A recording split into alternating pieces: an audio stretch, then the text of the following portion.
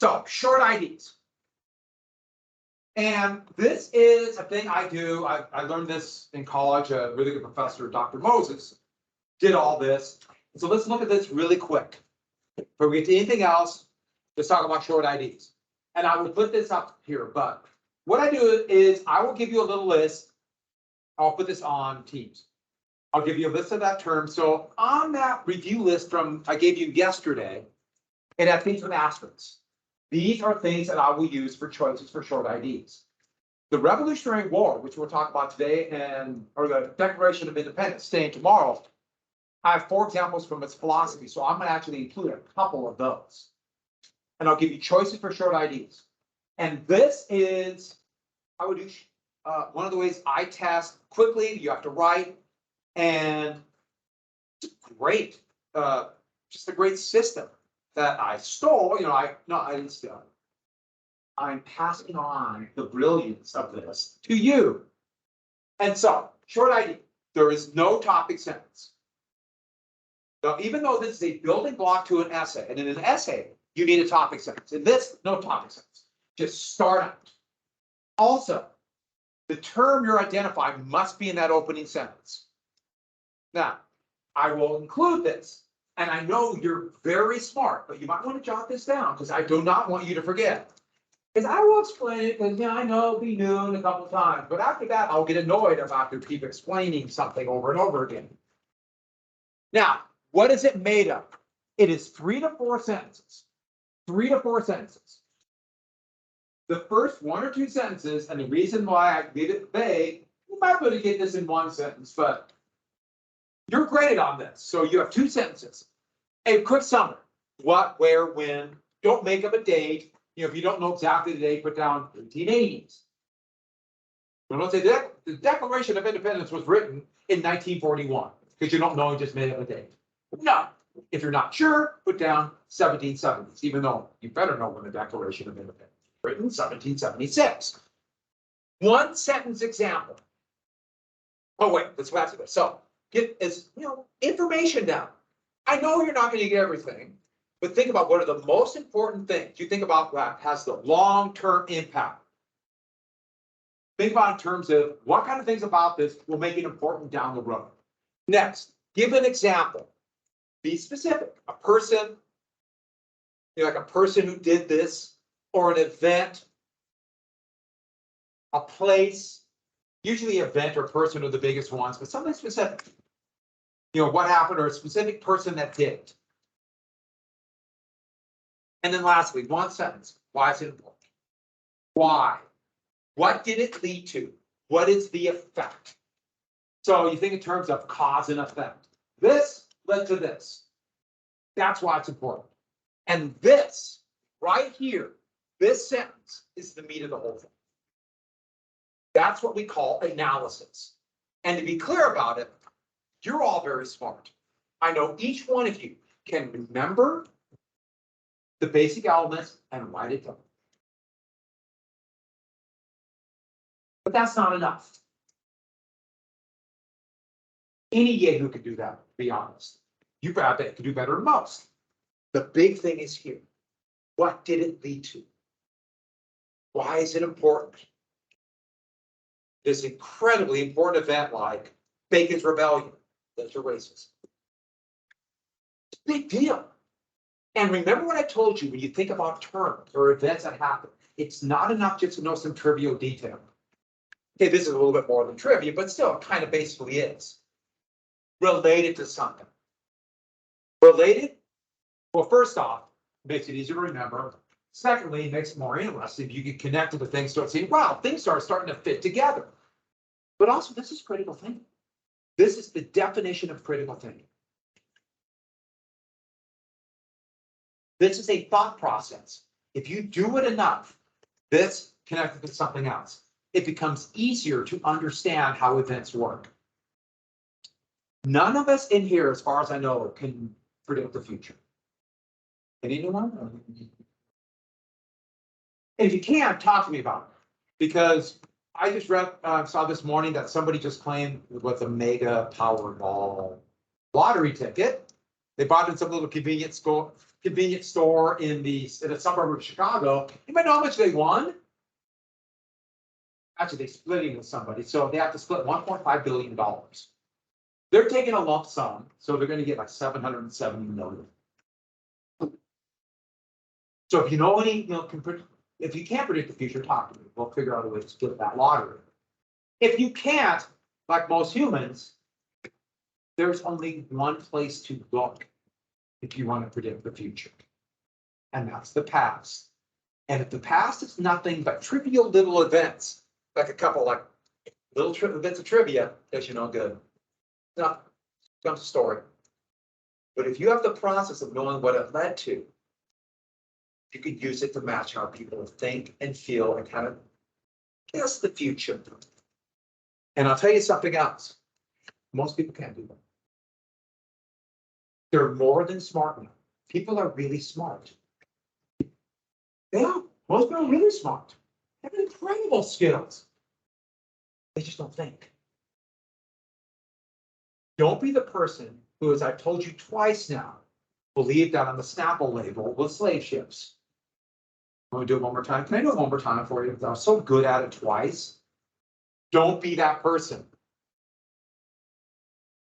Boy, will you be taken advantage of for the rest of your life. People are smart. They can also be cruel and mean. So let's look at an example of this. I picked one, and I just did this because it was very easy on the top of my head. I know we haven't got to it. We will get to it. In March, trickle-down economics. This is a sample short ID. And if you think that's a lot, come on. First off, the font is really big. And it's only 4 sentences. That's nothing. No topic sentence. But read that. Can you read it okay?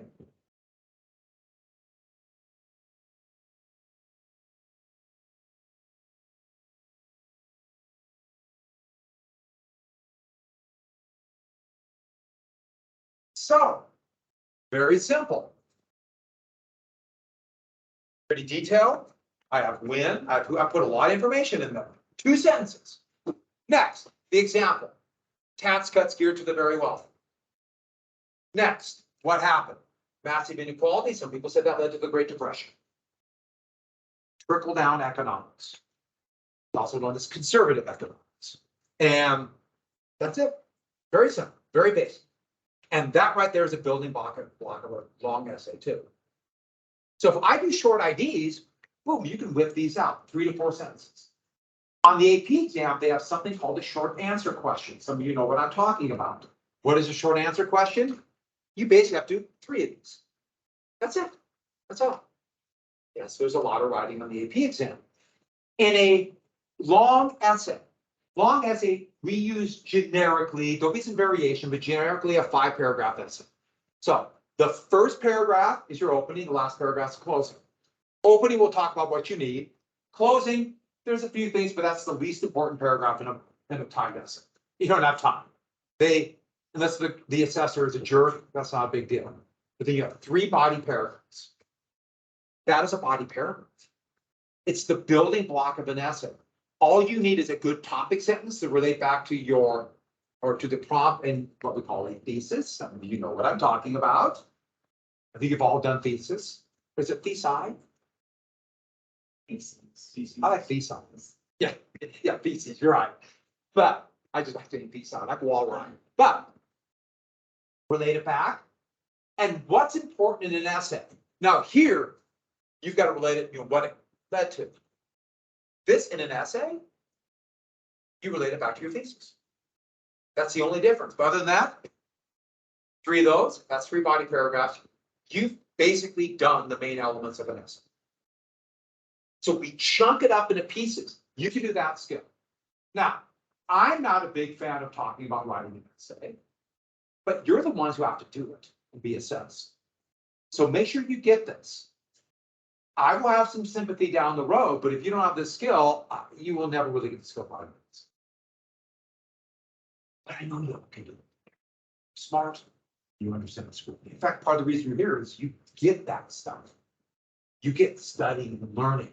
Now get that next step, tying things together. Because once you do that, it's amazing how much easier everything becomes. And there's something else. Multiple choice, there's only one choice. Yes or no, right or wrong. Here, even if you miss something little, you might still get credit. Essays, if you really care about how you're assessed and you want to do well, you want essays. You want them.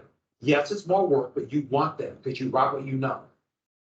And it gives you an opportunity to sell yourself to the person assessing.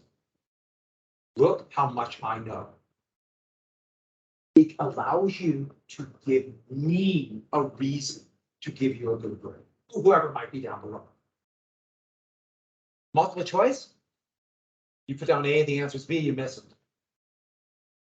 I always hated that. Don't get me wrong, I know it's more work. Get over that. Just get over that part. Wouldn't it help if we did like a big test, you had to write a lot?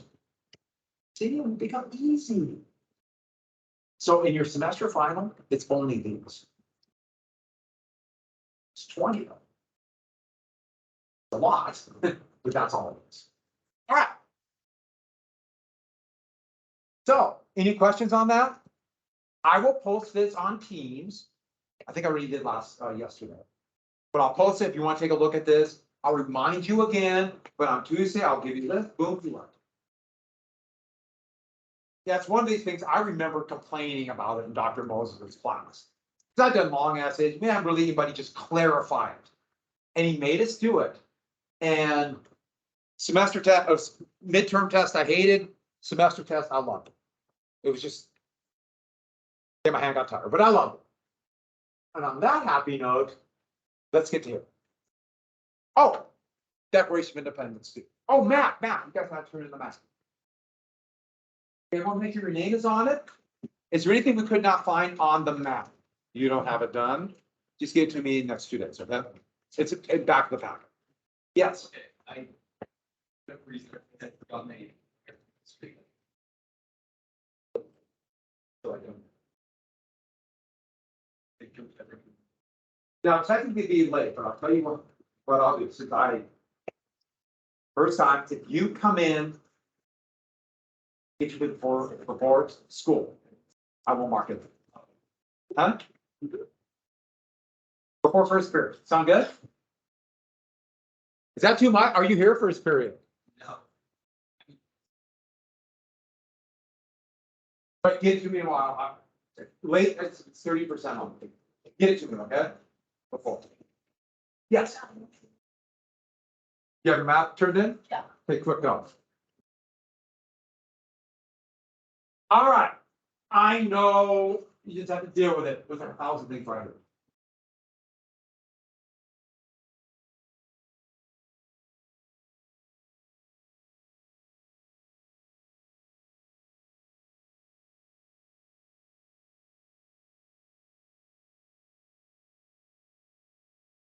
All righty then. Did we get to Canada, Boston? Is that where we quit? Yeah, right. What port? Ticonderoga. Oh, so I typed in grades, and once again, they did not record. So after a few colorful metaphors that I said, I typed them in again, and they appear to work. I don't know why it's not recording them.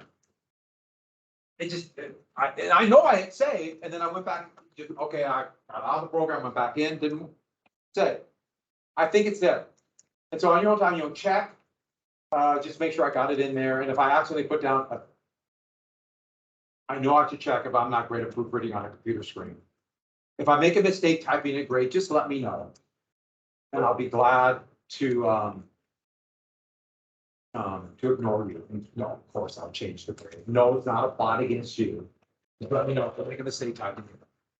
Okay, Ticonderoga. By the way, Ticonderoga is really fun to say. Try it. Ticonderoga.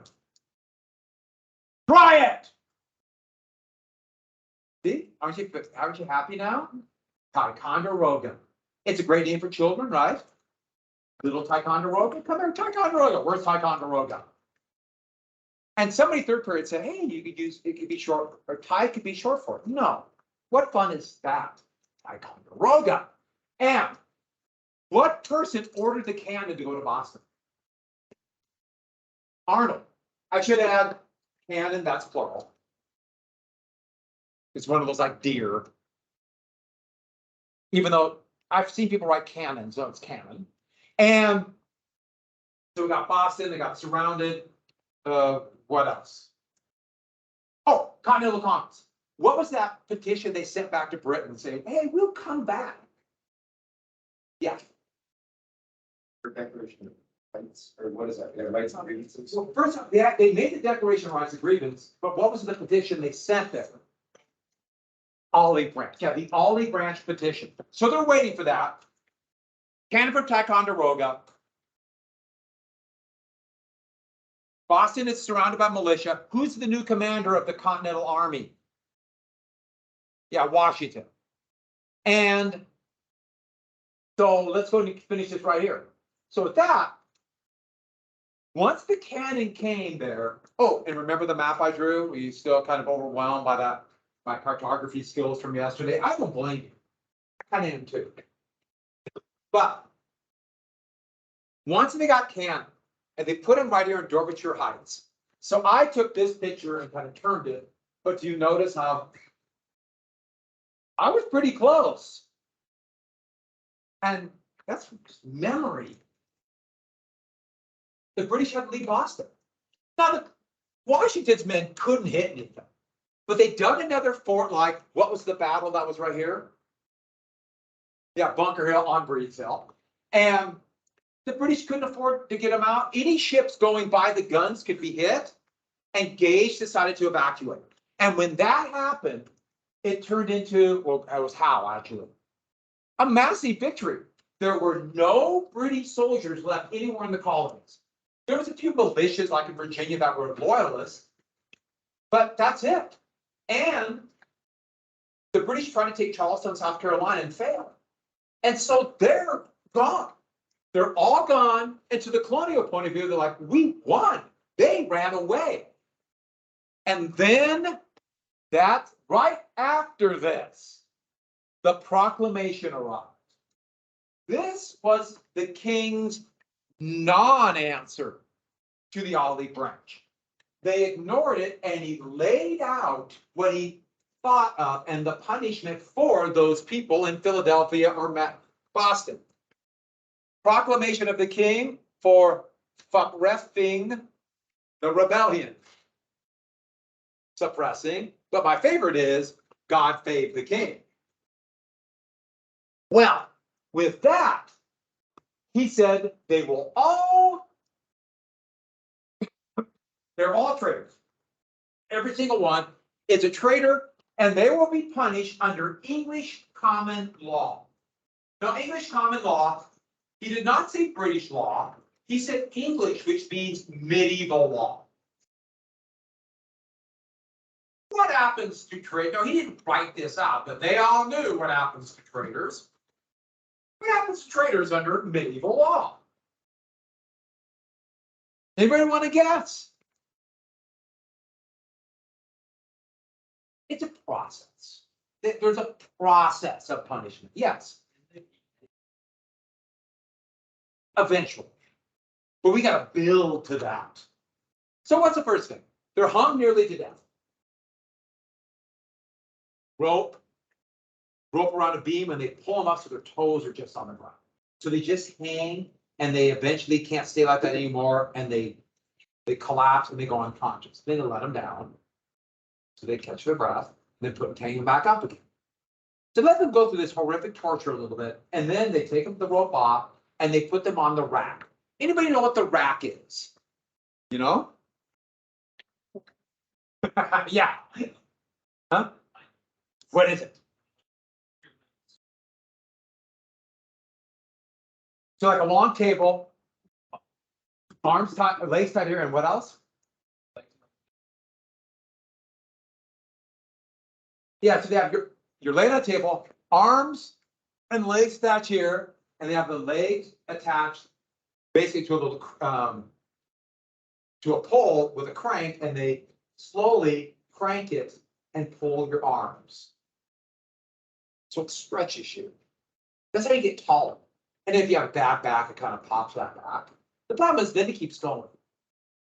As I understand it, the pain is described as and they usually will slowly do that, and they let the shoulder right here, they let slowly pull that socket out. And I guess you could like, and I guess it makes it like a pop, loud pop. And after you pass off in the agony of it, then they wake you up again. That hurts. Then they disembowel you. What's disemboweling? And pull your intestines. There's a couple ways. You could rip, cut it open and pull the intestines out like a rope. Or they pull over the intestines out, and they would nail it to the ground and pull the body away. Now, I would argue that would actually sound a little worse, but they both sound pretty bad. Someone can live like that for a couple of days. In agony. Then they draw and quarter. What's draw and quarter? Yeah, there's three ways. One way is that you could have, well, the most basic way is they have someone lay on the ground, they tie you like this on the ground, 4 men, 4 axes. Right? Or lay you like this, 4 ropes, 4 horses, and have the horses slowly walk away. So they grip the limbs off them. Or find 4 sapling trees or young trees that get bend like this. And then they stake the tree to the ground. So imagine the tree like this with a low rope. And then 4 trees, they tie a rope from that tree to each limb. And then together have someone with an axe, and they hit those ropes holding the tree down. So the trees go whoop. Then they cut your head off and put it on a spike. A pike in front of town and say death to traitors, to leave it up there for a couple of years. And let's just put it this way, that whole process is fatal. I had no idea. You thought they'd live? Really convinced. Now, what did you just told everybody in Philadelphia and everybody in Massachusetts? You're going to be disemboweled. By the way, think about this at lunch, but you're going to be disemboweled. And then drawn and quartered. This whole process. That's what he told them. And this arrived just after the British left Boston. What? We're already dead? Now, the thing is, in Parliament, the Whigs protested. William Pitt, the same William Pitt from the 7 Years' War, the French and Indian War, he protested this. In fact, he came out and said, "You're killing the goose that laid the golden egg. The colonies could give the crown so much money, and you're pushing them away." But the Tories in Parliament backed this. They wanted blood. They wanted obedience. They wanted the colonists to come on their knees begging for their lives. And the important other element is, did the king really plan on putting 10,000 men on the rack? He's bluffing. He's just making this threat. He's not really going to do it. Oh, sure, they might punish a couple, but they're not doing it to all of them. He's trying to act tough. And do you look tough just after you ran away? Because that's what it looks like. Also, that's why you don't make empty threats. That's something that matters. Because what if they call your bluff? Then what? So, with that, why not declare independence? What the heck, right? In December of 1775, the vast majority of people at the Continental Congress were patriots, but they still wanted reconciliation. They were waiting, hoping that the king would see the what? Now the king responded with this proclamation just after the British fled. And so this is where they get this famous thing is, well, we're dead men already.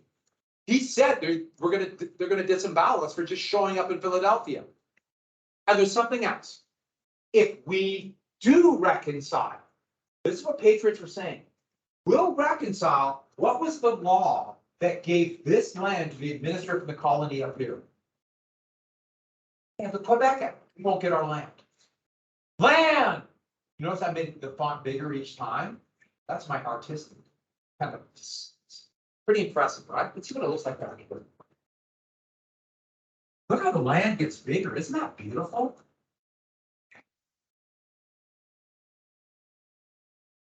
Did that. I was playing. Well, land. And then something else happened. The governor of Virginia, Lord Dunmore, they abolished the House of Burgesses, and there were competing militias. And the vast majority of the militia were maybe not fully patriot, but they were anti-British. He tried to disarm them. And that's Lord Dunmore right there in a kilt. Well, how do you do this? There's a few loyalist militia that are actually loyal to him, but there's not very many. So he decided to hit the leading patriots where they hurt, to hit men like Patrick Henry where they hurt. He agreed. He said, slaves, if they join the British forces, they'll be free. So slaves will win their freedom by fighting with the British. And here's a former slave in colonial militia. So slaves will be free. So they're offering freedom to them and their family. And this would be the last straw. Many of the last holdouts were from the Deep South in Philadelphia. And once they heard that, they saw two things basically. Our livelihood is gone. We have all this wealth in slaves. We've used them as collateral, and it's gone. Secondly, what is that great fear they had? This is like a slave. And so this helped push them towards independence. Now, you'll see some people say that this was the #1 cause for independence. No, but it was a major issue. But if anybody thinks that this was not one of the reasons for independence, they're frankly wrong. And this also proves what I've told you before, that the myth about them knowing that slavery or not knowing that slavery was bad, so we all had slaves, this proves it was wrong, or they wouldn't have been able to free the slaves because they would have said, no, I want to stay in slavery. This is great. So this is a big issue. They would fight to keep their slaves. So they would fight for freedom and liberty to keep the slaves. Yes, there's a lots of contradictions. So at the same time, Thomas Paine, who was an Englishman, would write a pamphlet called Common Sense, and it would push the colonies to rebel. He came over, he was very much a child of the Enlightenment, believed in these enlightened ideas of rights, and he said, you're being deprived of your rights. Pretty amazing document. It's written in a language that most people can understand. The new printing process could get them out very quickly, a quick read. And he laid out a couple things. First off, the best form of government is a republic, or government by representation, where the people are ultimately in power. And when he meant people, he meant all people. He was quite the radical. He believed that not only that all men had rights, which was seen as very radical for the time, he meant men and women, and regardless of color of skin. The term race had not been around, was not around yet. And a republic where all could decide, AKA a democratic republic. The United States is a republic. And this fits in with the English tradition. Remember, they had a parliament, which is governed by representation that did taxes. So this was not unusual. There's a House of Burgesses and other state or colonial assemblies. But then he said, we should be a republic, not a monarchy, because why should we follow the king? What gives the king power? Well, the king claims they got their power from divine right. Divine right means their power is from whom? God. Wait a sec. God gave them power?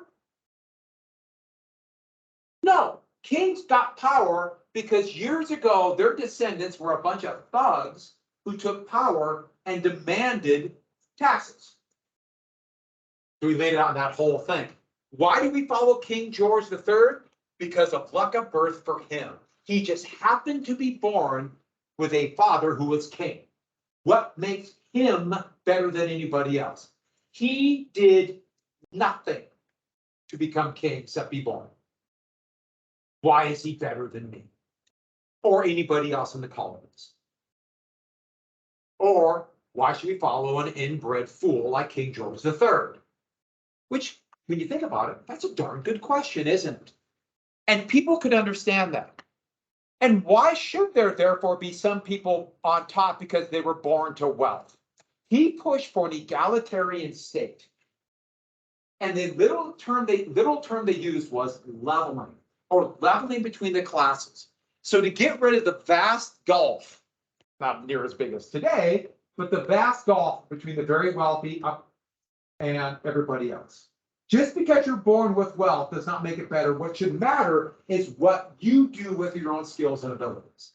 And this really hit a chord with working people, especially in the small towns. In Philadelphia, they read this and came out for independence. Both John and Sam Adams allied themselves with Thomas Paine, but they thought this was really dangerous to their position. They were on top and wanted to remain there. So they used them, but they didn't like this leveling stuff.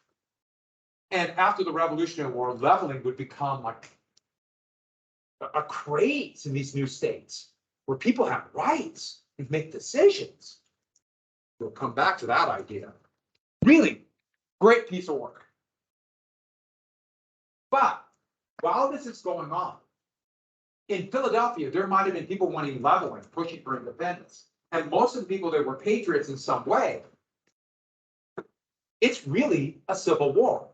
When they were writing this document, we didn't know exactly how many people were, let's say, patriots or whatever, but patriots and Whigs made up about 25% of the population. This is a guess.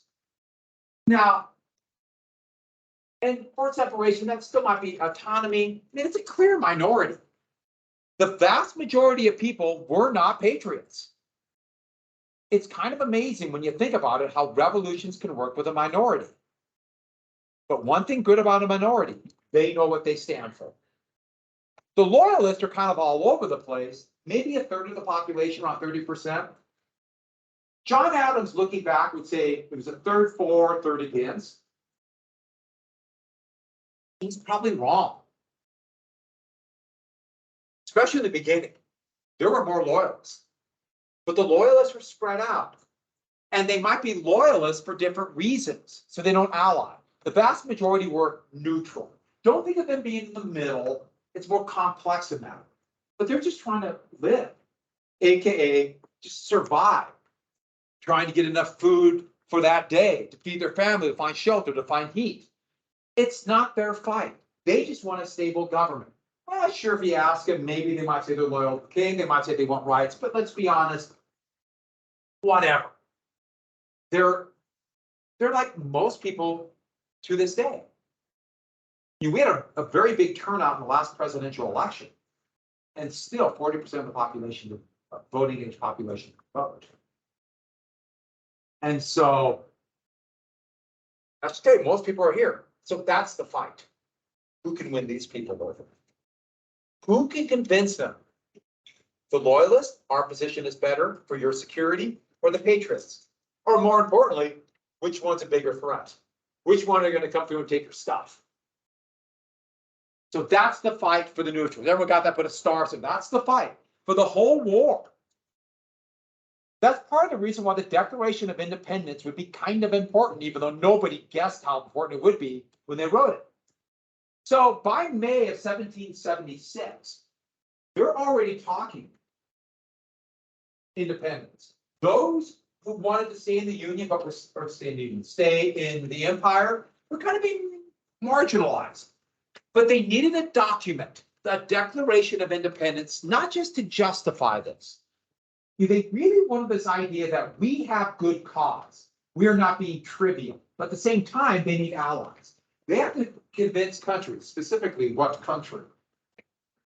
France. We need allies.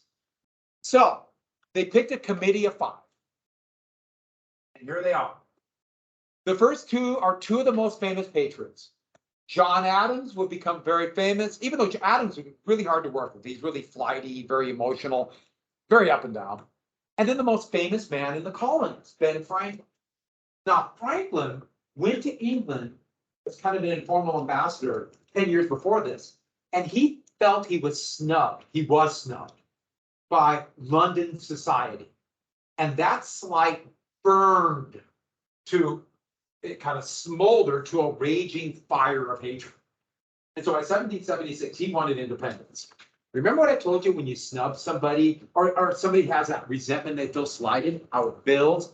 Ben Franklin's a classic example. He felt snubbed and it turned into, we need independence. Two people that aren't as well known, Livingston, but especially Sherman. Sherman is going to be one of the most important patriots, one of the leading authors of the Constitution. Kind of forget about it. Livingston too, but Sherman especially. And then a man who wasn't in the First Continental Congress, he was very much a child of the Enlightenment, a man of words, a man of letters. And he had written a couple important documents. His name is Thomas Jefferson. Jefferson, no, he didn't speak. He was very much an introvert. He was uncomfortable. In fact, no one had really heard his voice. But John Adams had read the Virginia Declaration of Religious Freedom and the charter to the University of Virginia, and he thought, this is the man we need. Not just because he's a good author, he's an author, understands the philosophy, so we can justify he's from Virginia, we need Virginia. Remember, George Washington's from Virginia. But also, he's a young man who's not experienced in this. They wanted to be part of it. They wanted to edit it. But the big thing they wanted to do, these four, are be at the debates. To be at the debates and then go to the taverns at night and argue and debate and talk independence. That's what they wanted to do. That's what they thought would be important. They didn't want to be in a little tiny room by candlelight writing this document. So Adams and Franklin went to Jefferson and they said, they hardly knew him, but they said, Thomas, you know, we all were picked to write this, but you're the best writer. Nobody understands the philosophy like you. Nobody has more knowledge. You're the most enlightened of all of us. No one could possibly write this but you. Would you please think about writing? And what do you think Jefferson thought? And what did Jefferson think? You're right. I am smart. I am so smart. And boy, did he regret that. Next thing you know, he's in a little tiny room. He couldn't even stand up straight because the roof was only about 5'7" and he's 6'3". And he's writing this little thing by candlelight. Trick me. And he wrote it. You can go there. You can go there. It's in Philadelphia. At least they're pretty sure it's the room, not 100% sure. He started writing this. May into June, they would get it. They would do rough drafts. They're writing this. That's one of the rough drafts. They have 4 drafts in the Library of Congress. It's really cool.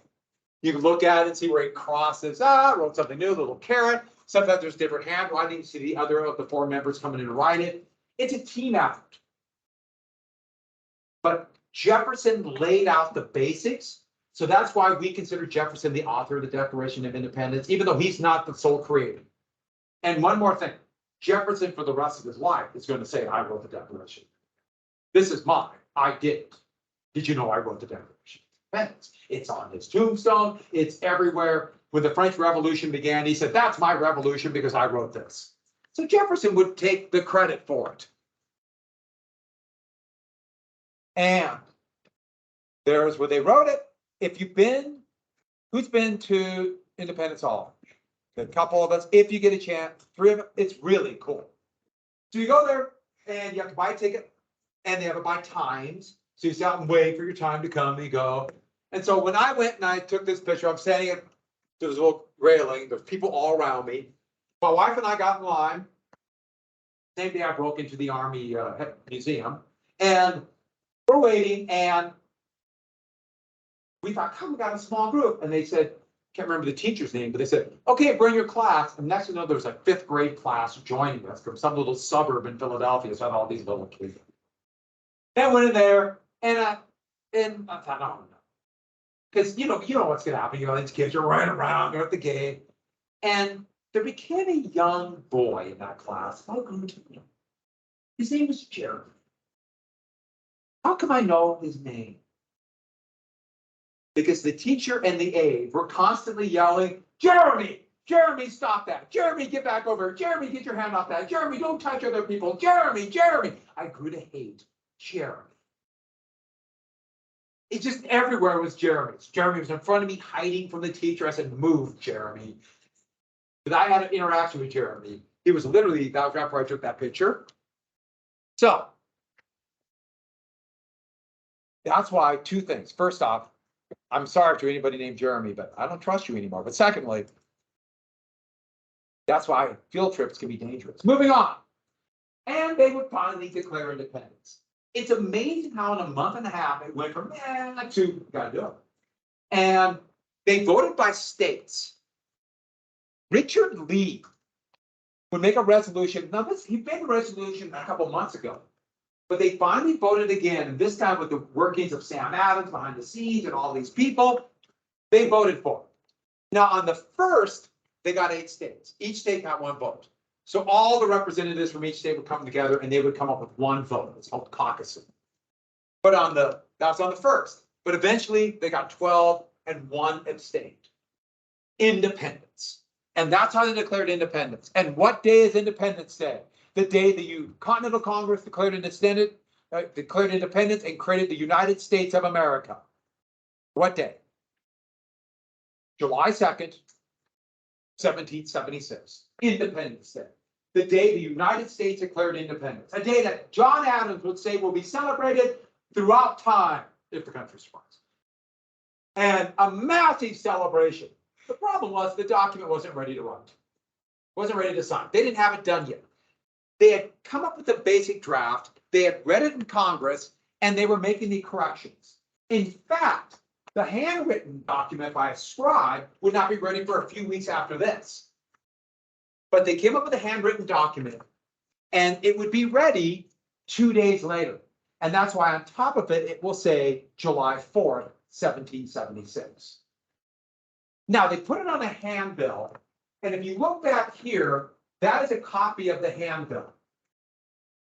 And they sent this to all the colonies, basically telling them, by the way, you got your British colonies, now you're part of the United States.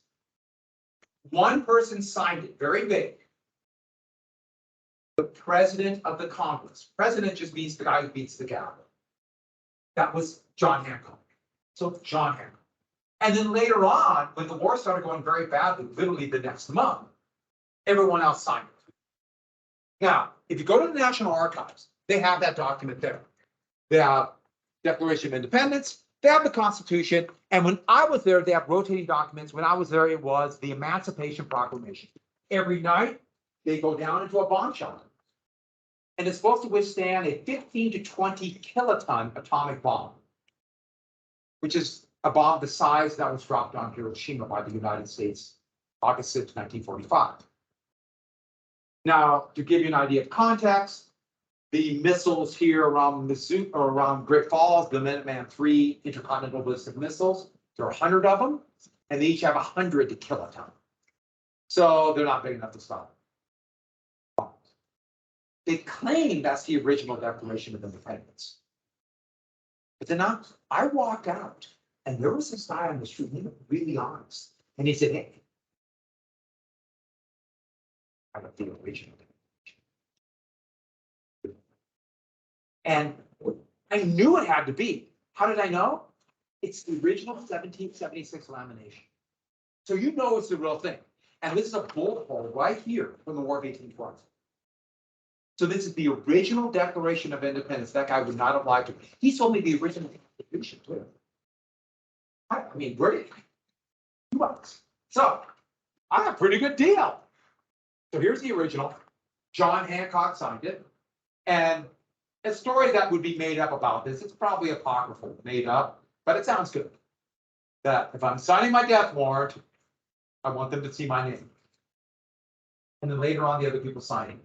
And right here, there's a little caret, they were still adding words up into the very end. And so here's the Declaration of Independence. I'll quick pass it around. It's the real thing. Be gentle. Now, one more thing I'll add to this for the bell rings. Hold on, Declaration of Independence. I handed out more. I'll have to do this tomorrow, but the Liberty Bell. Have you heard the myth of the Liberty Bell? I'm sorry, the story that they read the Declaration that July 4th. Everybody celebrated, and they rang this bell so hard that what happened to the bell? It cracked. And then if you want, you can wait hours. Has anyone waited a very?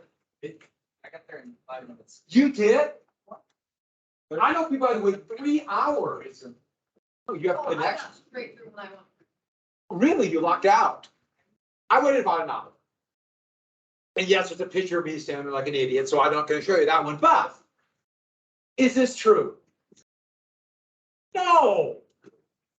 It just happened to have bad forging and they cracked in the 1820s. They thought, what a great way to get people to go to Philadelphia. They made up a story. This, like the story about slavery or Plymouth Rock or so many others, it's what we call a zombie myth. And these are zombies.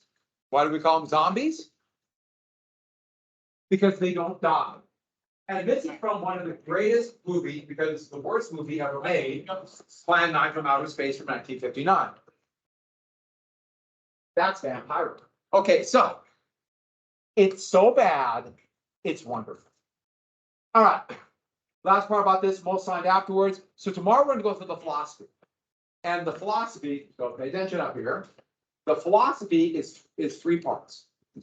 And of those 3 parts, you're going to have to short ID 2 of them on the test. So what it is, example, who did it or whatever, and then boom, move on. Sound good? We'll do that quick tomorrow. And I'm forgetting something else. Everyone got the review list? I assigned yesterday 201 to 221, didn't I? Yeah. There will not be a quiz tomorrow. I'm all behind. But what does that mean about Friday? Good. I'll give you a hint. All right. Next week's homecoming. I just found out we have a big assembly. Oh, I'm moving on. Did the bell ring? Someone let their class out. Are people making a break for it?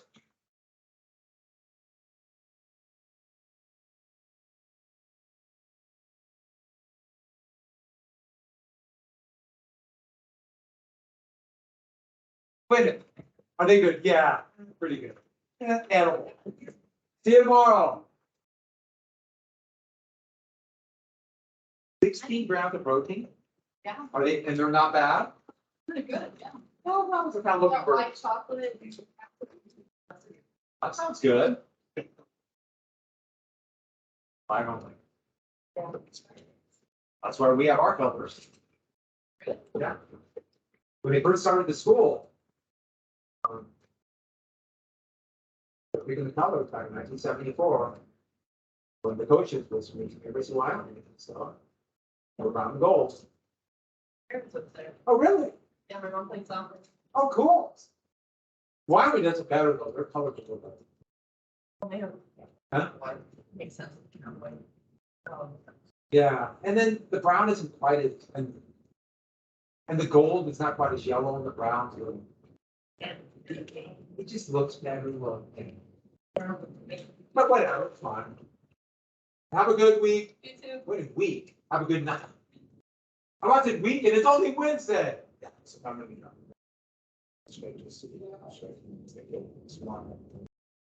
Let me see if I can find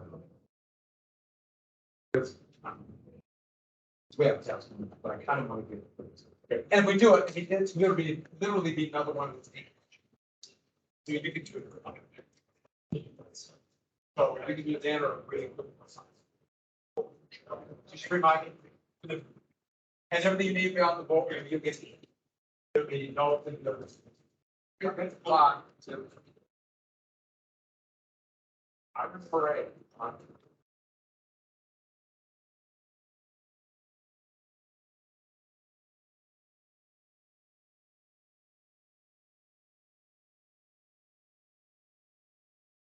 Better.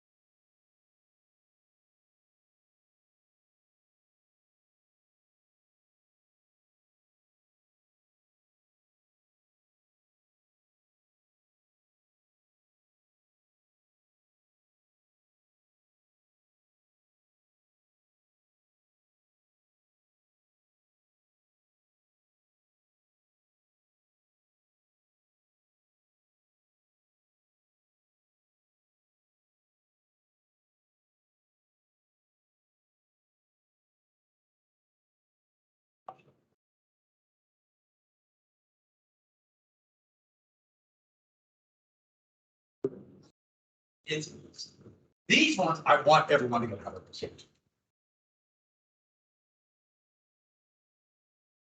And I think you'll do quite well on this. Have a lot of notes, so I hope so. You just go through them, you'll make sure, and then, okay. You don't need this, just put the letter right next to it.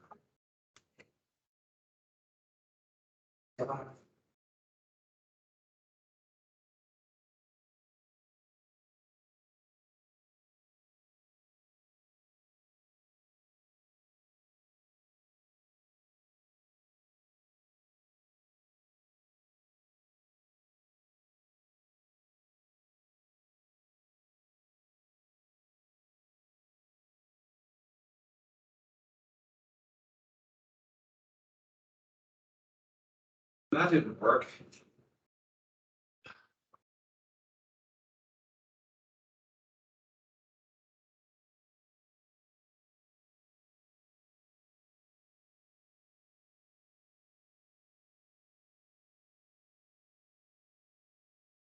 Please work. That's really stuff.